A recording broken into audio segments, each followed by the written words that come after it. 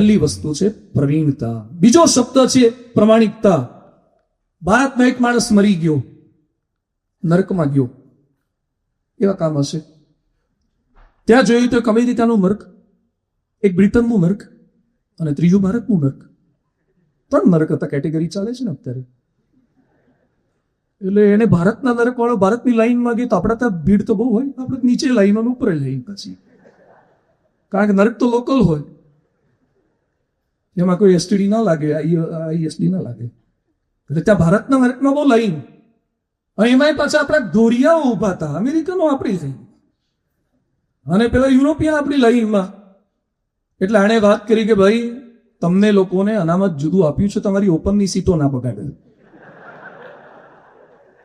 તમે તમારામાં જાઓ, અમારી સીટ શું કરો વગાડો છો. પછી એને ઇન્ક્વાયરી વિન્ડો પર પૂછ્યું કે વિદેશીઓ ભારતની લાઈનમાં કેમ છે, સજા કે ભારતના નરકમાં ઓછી છે, કે પનિશમેન્ટ ઇઝ ધ સેમ. શું છે?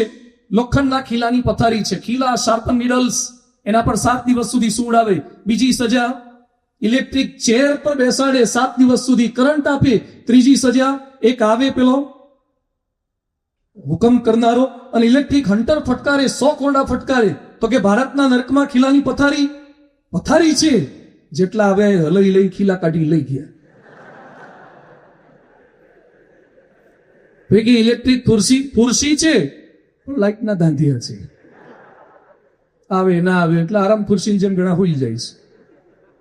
પછી પેલો હન્ટર વાળો ભાઈ આવે છે પણ મસ્ટર પર સહી કરીને જતો રહે છે.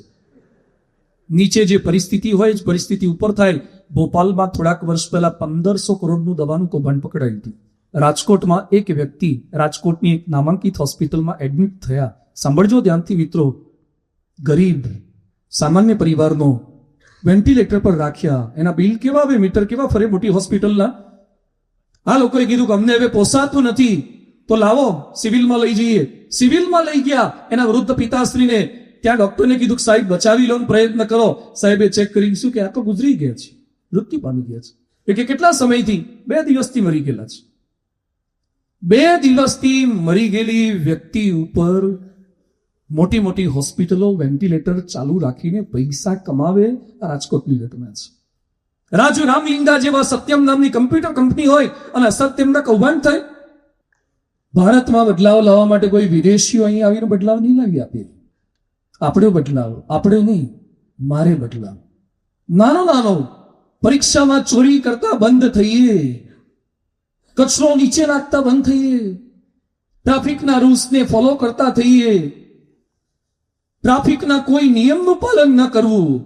કેટલાકને લાઈટો તો બિલકુલ દેખાતી નથી, પોલીસ ક્યાંક દેખાય. કેટલાક પોલીસ સાથે ફ્રેન્ડશિપ કરીએ છીએ.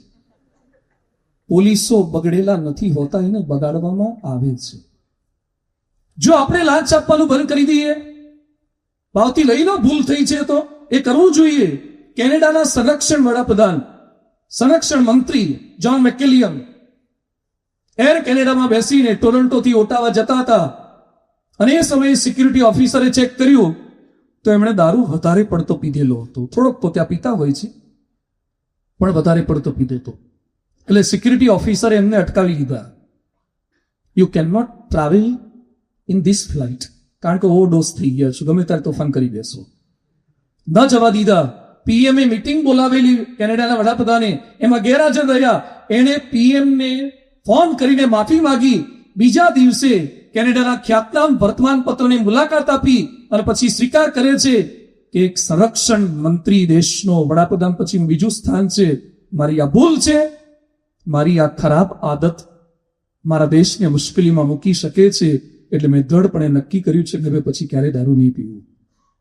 ભૂલ થઈ શકે છે, પણ પ્રમાણિકતાથી સ્વીકાર તો કરી શકીએ. ચોરી થઈ શકે, ટ્રાફિકના નિયમોનું ઉલ્લંઘન થઈ શકે. યાદ રાખીએ, અભ્યાસમાં પ્રમાણિકતા, સમયની પ્રમાણિકતા. ગાંધીજીને મળવા માટે લોકમાન્ય તિલક 2 મિનિટ મોડા ગયા અને ગાંધીજી બોલ્યા કે 2 મિનિટ સ્વરાજ મોડું મળશે, એના દોષી તમે ઠરશો. સ્વચ્છતા માટેની પ્રમાણિકતા. અમેરિકાના એક બાળકને હાથફોડમાં મેં ચોકલેટ આપી, ચોકલેટ એને ખાધીને રેપર હાથમાં પકડી રાખ્યું. કીધું થ્રો ઇટ અવે. કે નો, વાય? કે ધેર ઇઝ નો ડસ્ટબિન. ચાલે. In our India, whole country is dustbin. You can throw anywhere. અમારે ત્યાં સ્વચ્છતાનું કામ ભગવાન જ કરે છે, પવન દેવતા સાક્ષાત કરી જાય. કર્મચારી પહોંચે કે ન પહોંચે, આપણી માનસિકતા છે. આ લોકો કેટલા દ્રઢપણે વર્તે છે. કલામ સાહેબ ગયા લોકસભાના ઇલેક્શનની અંદર રાષ્ટ્રપતિ તરીકે વોટિંગ કરવા માટે ગયા, ત્યાં લાઈન હતી, કલામનો નંબર 40મો હતો. બૂથ ઉપર વોટિંગ બૂથ ઉપર ગયા ત્યારે કલામનો નંબર 40મો હતો.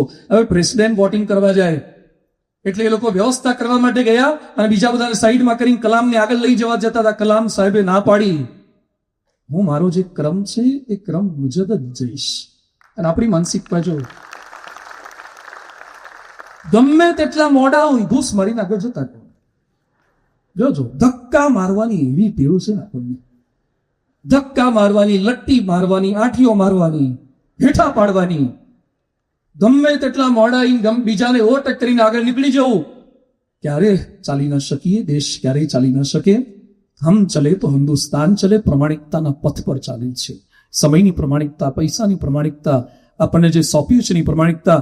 અને ત્રીજી વસ્તુ છે પવિત્રતા. શેની પવિત્રતા? કપડાની પવિત્રતા. કપડા પર એક ડાળ નથી ચલાવી દેતા, ચહેરા પર તો બિલકુલ નહીં. સભામાં બેઠા બેઠા કેટલા ખોતરતા હોય છે. એક ડાઘો ન પડવું જોઈએ એટલી ક્રીમો લગાવે છે, એટલું ફેશિયલ કરશે, ઉજળા થશે. હમણાં મારી છોકરાએ વાળ વાંકડિયા હતા, સીધા કરાયા. વાંકડિયા વાળને સીધા કરાયા. લગભગ વાળંદ પાસે 10 કલાક ટાઈમ આપવો પડ્યો. વાળંદને 10,000 રૂપિયા ચૂકવવા પડ્યા. 10,000 રૂપિયા વાંકા વાળને સીધા કરવાના. ખાલી વાળને સીધા કરવામાં આટલો ટાઈમ લાગે તો આખા ભારતના માણસોને સીધા કરવામાં અમને વાર તો લાગશે જ નહીં લાગે? વાર લાગે. વાળ સીધા કરવામાં આટલા સેટિંગ કરવા પડે તો એમને એક સેટિંગથી ના થઈ જાય.